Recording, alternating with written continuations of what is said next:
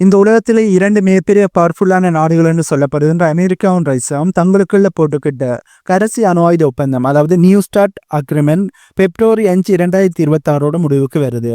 இதனை பற்றி ரஷ்யாவோட சீனியர் லீடராக இருக்கிற டிமித்ரி மெத்வதேவர்கள் ரொம்ப ஸ்ட்ராங்கான ஒரு எச்சரிக்கையை கொடுத்திருக்கார். இப்ப இந்த நியூ ஸ்டார்ட் அக்ரிமெண்ட் முடிகிறதால உடனடியாக போராண்டு வரும்னு அர்த்தம் இல்லை. ஆனா உலகமே அலர்ட்டா இருக்க வேண்டிய டைம்னு அவர் சொல்லியிருக்கார். இன்னைக்கு இந்த வீடியோவில் இதற்கு பின்னாடி இருக்கிற அரசியல் என்ன, இதால நமக்கு என்ன பாதிப்பு ஏற்பட போகுது என்பதை பற்றி தான் தெளிவாக பார்க்க போறோம். வீடியோக்குள்ள போறதுக்கு முன்னே நம்ம சேனலை சப்ஸ்கிரைப் பண்ணி பக்கத்துக்கு பெல் ஐக்கானை கிளிக் பண்ணி வைங்க. அப்பதான் நான் போடக்கூடிய வீடியோஸை நீங்க உடனுக்குடன் பார்க்க முடியும். வாங்க போய் வீடியோக்குள்ள போகலாம். சரி, இப்ப இந்த நியூ ஸ்டார்ட் அக்ரிமெண்ட்டை பற்றி கொஞ்சம் டீப்பாக நாங்கள் பார்ப்போம். ஏனென்றா இது தெரியாமல் மெத்வதே அவர்கள் ஏன் இவ்வளவு டென்ஷன் ஆகிறார் என்பதை நாம் புரிஞ்சிக்க முடியாது. இந்த ஒப்பந்தம் 2010 தான் கையெழுத்திடப்பட்டது. இதோட முழு பெயர் நியூ ஸ்ட்ராட்டஜிக் ஆர்ம்ஸ் ரிடியூஷன் ட்ரீட்டி. இதோட மெயின் மேட்டரு 2 நாடுகளும் தங்களுக்குள்ள ஒரு செக் அண்ட் பேலன்ஸ் வச்சிருக்கணும் என்றதுதான். இந்த ஒப்பந்தத்தில் 3 முக்கியமான கட்டுப்பாடுகள் இருக்கு. முதலாவது, 2 நாடுகளும் தலா 1550 அணு ஆயுத முனைகள், அதாவது வார்க்கெட்டை தான் ஆக்டிவாக வச்சிருக்கணும். இரண்டாவது, அந்த குண்டுகளை சுமந்து போய் போடக்கூடிய மிசைல்கள், அதாவது ஏவுகணைகள், அப்புறம் பெரிய குண்டு வீச்சு விமானங்கள், அதாவது ஹெவி பாம்பர்ஸ், இதெல்லாம் சேர்த்து 700க்கு மேலே இருக்கக்கூடாது. மூணாவது, மொத்தமாக இந்த ஏவுதளங்கள் எல்லாம் சேர்த்து 800க்கு மேலே போகக்கூடாது. இதுதான் இவர்கள் 3 முக்கியமான பிரின்ஸா வச்சிருக்கிறார்கள். சரி, ஏன் இந்த லிமிட் என்ற கேள்வி உங்களுக்கு எழும்பும். ஏனென்றால் ஒருத்தர்கிட்ட மட்டும் ஏகப்பட்ட பாம்ஸ், அதாவது குண்டுகள் இருந்தா அவங்க மற்றவங்க மேல பயம் இல்லாம போர ஆரம்பிச்சிருவார்கள். இந்த ஒப்பந்தம் 2 பேரையும், அதாவது 2 நாடுகளையும் ஒரு எல்லைக்குள்ள கட்டி போட்டு வச்சிருந்ததுன்றே சொல்ல முடியும். இந்த பாயிண்ட்ஸ்ல, இந்த அக்ரிமெண்ட்ல இருக்கிற இன்னொரு முக்கியமான விஷயம் வெரிஃபிகேஷன். இதுதான் இதுல இருக்கிற செம இன்ட்ரெஸ்டிங்கான பாயிண்ட். வெறும் பேப்பர்ல மட்டும் கையெழுத்து போட்டுட்டு சும்மா இருக்க முடியாது. அமெரிக்காவில் இருந்த ஒரு டீம் ரஷ்யாவுக்கு போவாங்க, அதே மாதிரி ரஷ்யாவில் இருந்த ஒரு டீம் அமெரிக்காவுக்கு வருவாங்க. நீங்க சொன்ன மாதிரி 700 ஏவுகணைகள் தான் வச்சிருக்கீங்களா அப்படின்னு நேரில் போய் செக் பண்ணுவாங்க. இதற்கு பேரு தான் ஒன் சைட் இன்ஸ்பெக்ஷன். அதாவது ரஷ்யா தரப்புல இருந்து ஒரு சில அதிகாரிகள் அமெரிக்காவுக்கு போய் செக் பண்ணுவார்கள், அதே மாதிரி அமெரிக்காவில இருந்து ஒரு சில அதிகாரிகள் ரஷ்யாவுக்கு வந்து செக் பண்ணுவார்கள். ஆனா இப்போ இருக்கிற நிலைமை என்னன்னா, உக்ரைன் போர், அதாவது ரஷ்யா உக்ரைன் போர் ஆரம்பிச்சதுல இருந்தே இந்த செக்கிங் எல்லாம் நின்று போச்சு. இப்ப அக்ரிமெண்ட் முடிஞ்சா யாரு என்ன பண்றாங்க என்பதே தெரியாம போயிடும். இந்த ஒப்பந்தம், இந்த அக்ரிமெண்ட் முடிகிறது ஏன் இவ்வளவு பெரிய விஷயம் என்ன, பனிப்போர், அதாவது கோல்டு வார் காலத்துல இருந்து இந்த 2 நாடுகளுக்கு இடையில ஏதோ ஒரு ஒப்பந்தம் அக்ரிமெண்ட் ஆனது இருந்துகிட்டே இருந்துச்சு. 1972 சால்ட் ஒப்பந்தத்துல அக்ரிமெண்ட்ல ஆரம்பிச்சு, அப்புறம் ஸ்டார்ட் 1 ஸ்டார்ட் 2ன்னு ஏதோ ஒரு கட்டுப்பாடு இருந்துச்சு. இப்போ 2026 பிப்ரவரி 5க்கு பிறகு, அதாவது கிட்டத்தட்ட 50 வருஷத்துக்கு பிறகு முதல் முறையா இந்த 2 நாடுகளும் எந்த ஒரு சட்டபூர்வமான அக்ரிமெண்ட்டும் இல்லாம சுத்த போறாங்க. இது எப்படின்னா, ரோட்டில் சிக்னலே இல்லாம எல்லாரும் அவங்க இஷ்டத்துக்கு வண்டி ஓட்டுற மாதிரி தான். யாரு எப்போ வேணாலும் எக்ஸ்ட்ராவா பாம்சை ரெடி பண்ணலாம், யாரு எப்போ வேணாலும் எக்ஸ்ட்ராவா மிசைல்களை அதிகரிக்கலாம். இதனாலதான் மெத்வதே அவர்கள் இது உடனடியான ஆபத்து இல்லாட்டியும் இது ஒரு அலர்ட் மெசேஜ்ன்னு சொல்லியிருக்கார்.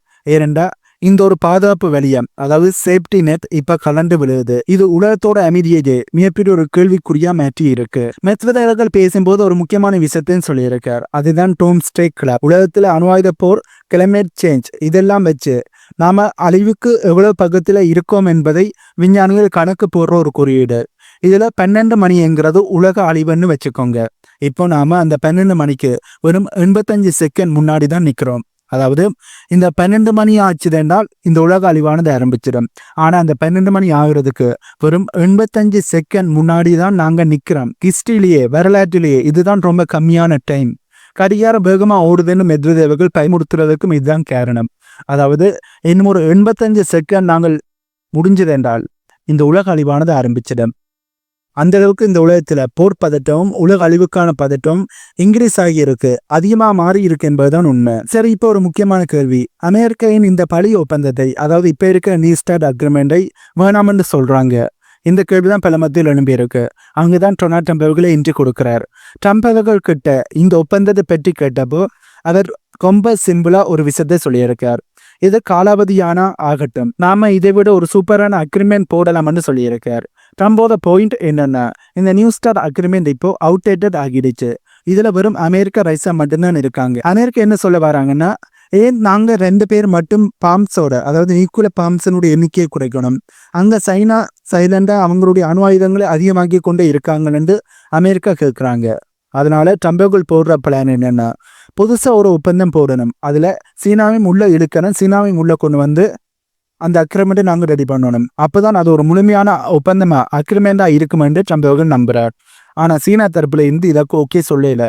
சீனா தரப்புலேருந்து இதற்கு எப்போதோ நோ ஒன்று பதில் சொல்லிட்டார்கள். ஏனென்றால் அமெரிக்காட்டையும் அதிகளவான அணு ஆயுதம் இருக்குது, ரஷ்யாட்ட தான் இந்த உலகத்திலே அதிகளவான அணு ஆயுதங்கள் இருக்குது. ஆனால் சீனாவை ஒப்பீட்டளவில் எடுத்து பார்த்தார், சீனாட்ட 1000க்கும் குறைவான அணு ஆயுதங்கள் மட்டும்தான் இருக்குது.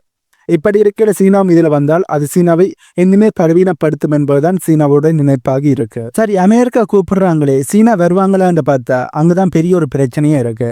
சர்வதேச ரிப்போர்ட்டின் படி சீனா இப்போ உலகத்துல 3வது பெரிய அணுசக்தி நாடா வாழ்ந்துக்கிட்டு வராங்க.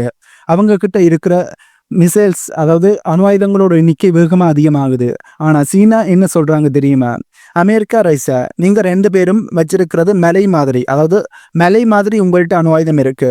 ஆனால் சீனா கிட்ட எங்ககிட்ட இருக்கிறது ஒரு சின்ன குன்று மாதிரி தான். முதல்ல நீங்கள் 2 பேரும் அதாவது அமெரிக்காவும் ரஷ்யாவும் எங்க அளவுக்கு எண்ணிக்கையை குறைங்க, அப்புறம் நாங்கள் பேச்சுவார்த்தைக்கு வரோம்னு ரொம்ப லாபகமாக கலந்துட்டாங்க. இன்னொரு பக்கம் ரஷ்யாவோட பிரசிடண்டாக இருக்கிற புடின் அவர்கள் ஒரு ஆஃபரை கொடுத்திருந்தார். சரி, ஒரு புது அக்கிரமியம் போடுற வரைக்கும் ஒரே ஒரு வருஷத்துக்கு நாம் 2 பேரும் பழைய ரூல்ஸையே ஃபாலோ பண்ணுவோம்னு சொல்லியிருந்தார், கேட்டிருந்தார். ஆனால் அமெரிக்கா அதை ஏற்றுக்கலை. ஏனென்றால் அப்படி ஏற்றுக்கிட்டா சீனா மேலே ப்ரெஷர் போட முடியாது என்பதுதான் அமெரிக்காவோட நினைப்பு. இதனால் அமெரிக்கா ரஷ்யாவோட ஆஃபரை ஏற்றுக்கொள்ளலை. ஆகவே அமெரிக்கா ஒரு ஆஃபரை முன்வைக்கிறார்கள், அதுக்கு சீனா ஓகே சொல்லலை. அதுக்கு பதிலாக சீனா ஒரு ஆஃபரை முன்வைக்கிறார்கள். இப்படி இருக்கிற அமெரிக்கா முன்வைச்ச ஆஃபருக்கு ரஷ்யா ஒரு ஆஃபரை முன்வைக்கிறார்கள், அதனை அமெரிக்கா ஏற்றுக்கொள்ளல. இப்படி 3 பேருமே 3 விதமான ஆஃபரை முன்வைக்கிறார்கள், அதனை 3 நாடுகளும் ஏற்றுக்கொள்ளல என்பதுதான் உண்மை. இதனால இப்போதைக்கு இந்த ஒப்பந்தம் நீட்டிக்கப்படும் அல்லது புதுப்பிக்கப்படும் என்பது சாத்தியமில்லாத ஒரு விஷயமா பார்க்கப்படுது. இப்போ இந்த 3 நாடுகளுக்கு நடுவில் ஒரு ஈகோ யுத்தம் தான் நடக்குதுன்னே சொல்லலாம். அமெரிக்காவுக்கு சீனா வரணும்னு ஆசை, சீனாவுக்கு இப்போதைக்கு வர்ற ஐடியாவே இல்லை, ரஷ்யாவுக்கு அமெரிக்கா மேல சுத்தமா நம்பிக்கை இல்லை. இந்த முன்முனை போட்டிதான் இன்னைக்கு இருக்கிற மிகப்பெரிய தலைவலி. இதனால என்ன ஆகுதுன்னா, ஒருத்தர் பயந்துக்கிட்டு இன்னும் ஒருத்தர், அதாவது ஒருத்தருக்கு பயந்துக்கிட்டு இன்னும் ஒருத்தர் மிசைல்களை அதிகமாக்கினா அதை பார்த்துக்கிட்டு 3வது நாடும் அதிகமான மிசைல்களை உருவாக்குவார்கள், எண்ணிக்கையை அதிகப்படுத்துவார்கள். இது ஒரு நிற்காத ஓட்டப்பந்தயமா மாறி மாறி ஆயுதங்களை அதிகப்படுத்தி கொண்டே இருப்பாங்க. இதுதான் மெத்வதேவ் அவர்கள், அதாவது இதைத்தான் மெத்வதேவ் அவர்கள் இது ஒரு டேஞ்சரஸான விளையாட்டுன்னு சொல்லியிருக்கார். ஏனென்றா இப்படி மாற்றி மாற்றி வெப்பன்ஸை எண்ணிக்கை அதிகப்படுத்தி கொண்டிருந்தால் இந்த உலகத்தில் அதிகளவான அணு ஆயுதங்கள் தான் உருவாக்கப்படுமே ஒழிய, இதனால இந்த உலகம் தான் இன்னுமே மேலும் ஆபத்துக்குள்ள தள்ளப்படும். இதனால தான் கூடிய சீக்கிரமே ஒரு அக்ரிமெண்டை போட்டு அனைத்தையும் தடுத்து நிறுத்தணும் என்ற மாதிரியே மெத்வதேவ் அவர்கள் கருத்துக்களை சொல்லியிருக்கார். இதே இடத்துல ரஷ்யாவோட தற்போதைய மனநிலையும் ரொம்ப மோசமாக தான் இருக்கு. உக்ரைன் போரில் இந்த உக்ரைன் போறனால ரஷ்யாவுக்கும் மற்ற நாடுகளுக்கும் இடையில ஏற்கனவே ஆகாது, அதாவது ஐரோப்பிய நாடுகளுக்கும் ரஷ்யாவுக்கும் மிகப்பெரிய ஒரு விரிசலை ஏற்பட்டிருக்கு. மெத்வதேவ் அவர்கள் ஐரோப்பிய நாடுகளை பார்த்து ரொம்ப ஓப்பனாகவே முட்டாள்கள் என்று திட்டியிருக்கார்.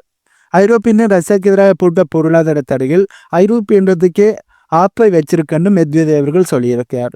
அதே சமயம் நாங்கள் ரஷ்யா ட்ரோன் உற்பத்தியை தலைமடங்கு அதிகமாக்கிட்டோம், எங்கள் டிஃபென்ஸ் இண்டஸ்ட்ரி செம ஸ்பீட்டில் வேலை செய்தனும் ஒரு கெத்தான மிரட்டலை மெத்வதேவ் அவர்கள் கொடுத்திருக்கார். ஆனாலும் மெத்வதேவ் அவர்கள் கடைசி ஒரு வார்த்தையை சொல்லி நெஞ்சில பாடி பார்த்திருக்காரு என்று சொல்ல முடியும். அதாவது ரஷ்யா ஒன்றும் பைத்தியக்காரங்க இல்லை, உலக போர் வரணும்னு நாங்கள் ஆசைப்படலைன்னு மெத்வதேவ் அவர்கள் சொல்லியிருக்கார். ஆகவே ரஷ்யா ஒரு அக்ரிமெண்ட்டுக்கு தயாராக இருக்கிறார்கள். இந்த அணு ஆயுதங்களை அதிகப்படுத்துறதை தடுத்து நிறுத்துவதற்கு ரஷ்யா தயாராகி இருக்கிறார்கள் என்பது இந்த வார்த்தையிலிருந்து நாங்கள் புரிந்து கொள்ளக்கூடிய மாதிரி இருக்கு. ஆனால் அமெரிக்காவும் சீனாவும் தான் தயாராக இல்லை. சீனா பக்கத்து நியாயத்தை கூட ஏற்றுக்கொள்ள முடியும், ஆனால் அமெரிக்கா பக்கம் சொல்றதை கண்டிப்பாக ஏற்றுக்கொள்ள முடியாது. ஸோ சுருக்கமாக சொல்ல போனா பிப்ரவரி 5க்கு பிறகு உலகத்தோட 2 பெரிய அணுசக்தி நாடுகள் எந்த ஒரு கட்டுப்பாடுமே இல்லாமல் சுத்த போறாங்க. இது புதுசா அணு ஆயுத போட்டிக்கு வழிவகுக்குமா, இல்லை ட்ரம்பர்கள் சொல்ற மாதிரி ஒரு பெட்டர் அக்ரிமெண்ட் ஆனது வருமா? இது எல்லாத்துக்குமான பதிலை காலம் தான் சொல்லணும். மெத்வதேவ் அவர்கள் சொல்ற மாதிரி அலர்ட்டா இருக்க வேண்டியது ரொம்பவே அவசியம். இதை பற்றி நீங்க என்ன நினைக்கிறீங்க? அணு ஆயுதங்கள் இல்லாத உலகம் சாத்தியமா? உங்களுடைய கருத்துக்களை கீழே கமெண்ட் பண்ணுங்க. இந்த வீடியோவில் நான் சொன்ன தகவல்கள் உங்களுக்கு புதிதாக இருந்திருக்குமென்னு நம்புறேன். இந்த தகவல்கள் உங்களுக்கு புதிதாக இருந்தால் இந்த வீடியோக்கு லைக் பண்ணி நம்ம சேனலை சப்ஸ்கிரைப் பண்ணி பக்கத்துக்கு பெல் ஐக்கானை கிளிக் பண்ணி வைங்க. அப்போ தான் நான் போடக்கூடிய வீடியோஸை நீங்கள் உடனுக்குடன் பார்க்க முடியும். இன்னும் ஒரு வீடியோவில் உங்களை மீட் பண்ணுறேன்.